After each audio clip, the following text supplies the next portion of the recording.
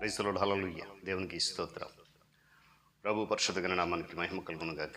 క్రీస్తునందు ప్రియులారా, దేవుడు తన మహాకృపను బట్టి మరొక నూతన ఉదయకాలంలో వైకుని ఆయన పాద సముఖంలో ఉండి ఆయన నామాన్ని స్తుతించేటువంటి చక్కటి అవకాశం మనకి ఇచ్చారు. అందుని బట్టి ఆయన విలువైన ఉన్నతమైన నామమునకే మహిమ ఘనతలు కలుగును గాక. క్రీస్తునందు ప్రియులైన దైవజనులు, స్నేహితులు, విశ్వాసులు, సహోదరులు ఈ కార్యక్రమాన్ని వీక్షిస్తున్న ప్రియా దేవుని బిడ్డలందరికీ మన రక్షకుడైన యేసుక్రీస్తు వారి ప్రశస్త నామములో ఉదయకాలపు శుభములు మరియు వందనాలు తెలియజేస్తాను. మీరంతా బాగున్నారా? చాలా సంతోషం. రండి, అనుదిన అభివృద్ధి ఉదయకల్ప ధ్యానాలు ఉన్నటువంటి ఆధ్యాత్మిక కార్యక్రమానికి ప్రేమతో ఆహ్వానిస్తున్నాను.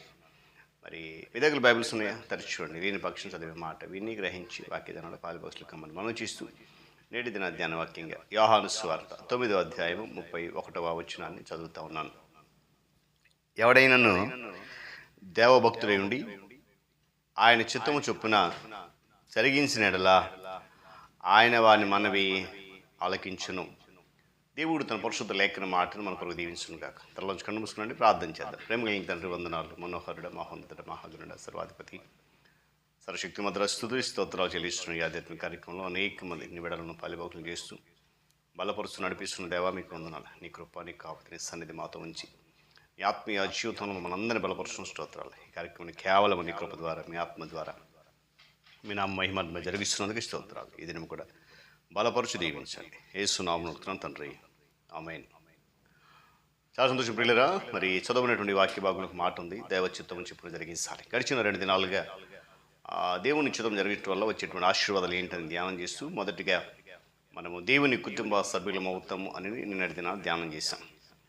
ఈ వ్రాయబడినటువంటి మాటలు లేక మనం చదివినటువంటి మాటలను గమనించినప్పుడు ఇవి పుట్టు గుడ్డివాడై ఉండి ప్రభు అయిన యేసుక్రీస్తు వారి ద్వారా స్వస్థత పొందుకున్నటువంటి ఆ వ్యక్తి నోటి నుండి వచ్చినటువంటి మాటలు. పరిసయ్యులు, సద్దుకయ్యులు అనేక ప్రశ్నల వర్షం కురిపిస్తున్నప్పుడు చూపుమైనటువంటి ఆ వ్యక్తి చాలా ఘాటుగా జవాబిచ్చాడట. దేవుడు పాపుల మనవి ఆలకించాడు, ఆయన చిత్తము చొప్పున జరిగించే వారిని మాత్రమే ఆ మనవి ఆలకిస్తాడు. నిజమే, దేవుని చిత్తము జరిగించేటువంటి ప్రతి విన్నపమునకు పరలోకము అవును ఆమెన్ అని జవాబిస్తుంది. గట్టిగా స్తోత్రం చెబుదాం. హల్లెలూయా.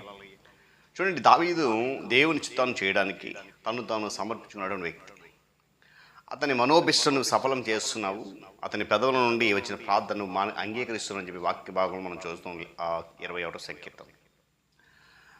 నీతిమంతుల కోరికలు, తలంపులు యావత్తు దేవునికి తగినవిగా ఉన్నాయి. నీతిమంతు తలంపులు న్యాయయుక్తం అని చెప్పి దీని ఒక వాక్యం చెప్తా ఉంది. కొన్ని తర్జుమాల్లో నీతిమంతు తలంపులు సరైనవి అని వ్రాయబడి. గమనించండి, మనము అడగడం, ప్రార్థన చేయడం, వినవించడం దేవునికి ఇష్టమైందేనా ఏమండి అని మనము పరీక్షించి చూడాల్సిన అవసరం చాలా ఉంది. మనం చేసేది ఏంటి? మనం అడిగేది, మనం ప్రార్థించేది, విన్నవించేది దేవునికి ఇష్టమా కాదా? సొలొమోను జ్ఞానం అడగడానికి ఆయనకి ఇష్టమైంది. అడిగాడు, అయ్యా నీకు సొలొమోను ఏం కావాలంటే, నాకు జ్ఞానం చాలన్నాడు. నీ మాట ప్రకారము నీకు జ్ఞానం ఇస్తున్నానని చెప్పి దేవుడు సెలవిచ్చాడు. అంటే ఈరోజు ఎందుకు మాట చెప్తానంటే, దేవుని చిత్తానుసారంగా మనం చేస్తే మనము ఏది అడిగినా కూడా ప్రభు తప్పకుండా దయచేస్తాడు. మన హృదయం దావీదు అంటాడు, నా హృదయంలో పాపము లక్ష్యం చేసినట్లా ప్రభు నా మనం వినకపోవును అంటాడు. నిజమే, వింటూ ధర్మశాస్త్రం వినబడకుండా తన చెవులు మూసుకుని వాని ప్రార్థన ఆయన హేయం. అదే సమయంలో ఆయనను బట్టి మనకు కలిగిన ధైర్యం ఏంటంటే అదే మాట, ఆయన చిత్తానుసారంగా మనం ఏది అడిగినానో ఆయన మనవి ఆలకిస్తాడు. దేవుని చిత్తం చేస్తూ ఉన్నప్పుడు మనకు ఓర్పు అవసరం, సహనం అవసరం. ప్రభు యొద్ద నుండి జవాబు పొందటం ఆలస్యమైనా సరే మనం కనిపెట్టాలి. కొంచెం ఆలస్యం అవుతుంది, తప్పదు, కానీ మనం విసిగిపోకూడదు. ఆయన ఖచ్చితంగా దాన్ని నెరవేరుస్తాడు. చూడండి, అబ్రహాము, శారా ఒక సంతతిని కలగచేయబడని దేవుడు వాగ్దానం చేశాడు. మీకు వాగ్దానం అయితే శారా ఓపిక లేనట్టుగా కనబడుతూ ఉంది. ఇక్కడ దైవ చిత్తానికి అడ్డుపడింది. దాస్యగు హాగర్ని అబ్రహాం భార్యకి ఇచ్చింది. ఆమె ద్వారా ఒక సంతతి కలగనియండి, ఆమె ద్వారా మన ఇల్లు కట్టబడుతుంది కదా అని. అంటే ఓపిక లేక, దేవుని చిత్తము జీవితంలో జరిగే వరకు ఓపిక లేక శారా అబ్రహాం మధ్య జరిగినటువంటి ఆ సంఘటన నేడు ఇస్మాయిల్కి ఇప్పటికీ యుద్ధం జరుగుతూనే ఉంది. ఎందుకు మాట చెప్పిన పిల్లరా, అక్కడ ఈ 9వ అధ్యాయంలో పుట్టినప్పటి నుండి గుడ్డివాడైన వ్యక్తి చూపు లేక కొన్ని సంవత్సరాలు ఉంటున్నప్పుడు ప్రభువారిని బాగు చేశాడు. ఆ సమాజంలో ఉన్నటువంటి పరిసర సదుకులు అందరూ వచ్చి, అరే ఈడు గుడ్డోడు కదా, ఈడు ఎలా చూడగలుగుతున్నాడు, అసలు ఏం జరిగింది, వీడికి ఎలా చూపు వచ్చింది, ఎవడు వీడిని బాగు చేశాడు, ఇలాంటి ప్రశ్న.